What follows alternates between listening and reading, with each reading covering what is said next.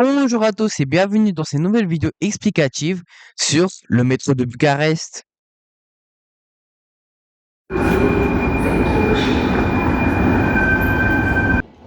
L'idée d'un métro à Bucarest remonte au début du XXe siècle avec l'ingénieur Dimitrie Leondia. Mais ce n'est qu'en 1972, sous Ceausescu, que le projet devient réalité. Face à un capital saturé par la circulation, conçu par des équipes et du matériel 100% roumain, le chantier démarre en 1975. Le 19 novembre 1979, la ligne M1 ouvre entre Petraș-Poianu et Timpurnoi.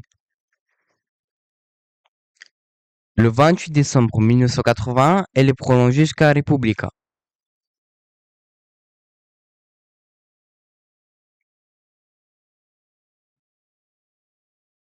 Le 19 août 1983, la branche Eroilor-Precisei ouvre. Le 22 décembre 1984, la ligne 1 est prolongée jusqu'à Crangaș. Le 24 janvier 1986, la ligne 2 ouvre entre Piața Unirii et Berceni.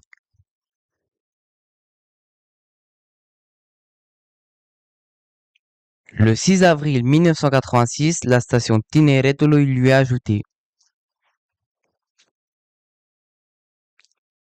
Le 24 octobre 1987, la ligne 2 est prolongée jusqu'à Pipera.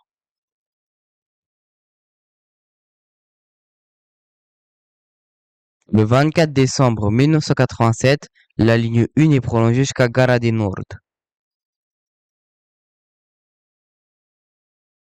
Le 28 novembre 1988, la station Piața Romană est ajoutée à la ligne M2. Le 5 décembre 1988, la station Constantin Brâncoveanu lui est ajoutée. Le 17 août 1989, la ligne 3 ouvre entre Gara de Nord et Distor. En mai 1981, la ligne 1 est prolongée jusqu'à Pantelimon.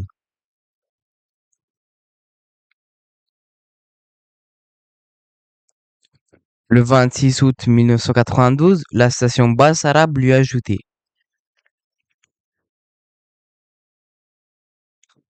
Le 21 août 1994, la ligne 3 prend la branche Eroilor-Precisei avec une nouvelle station.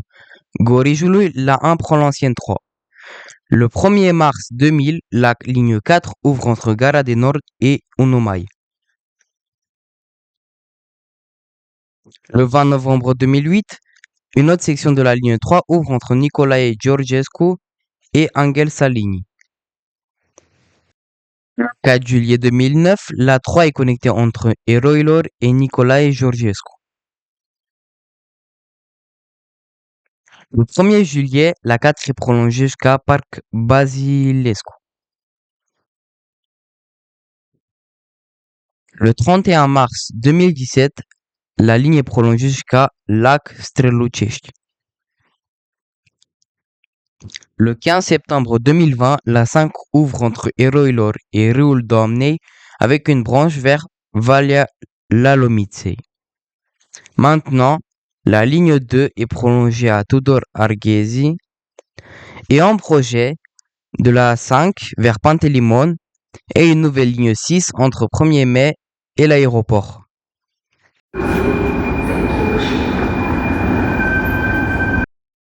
Sur la ligne M1, on roule uniquement avec des bombardiers Movia 346.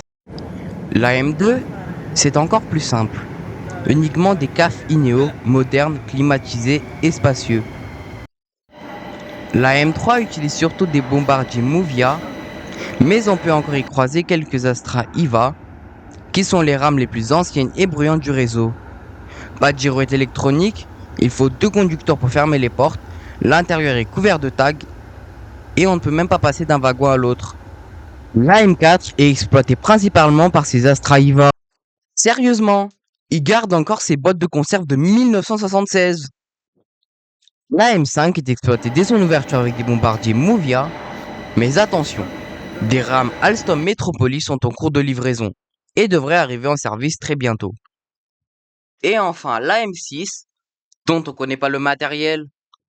Ce métro est exploité par Metrorex, ça, et les tarifs sont un ticket simple à 5 ron environ 1 euro, une carte 10 trajets à 40 ron, un pass 24 heures à 12 ron et un pass mensuel à 80 ron.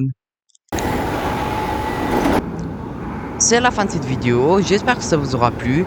N'hésitez pas à lâcher un like si c'est le cas. Abonnez-vous aussi pour plus de ce contenu. Commentez ce que vous en avez pensé. C'était l'Esprit du Rail. Au revoir.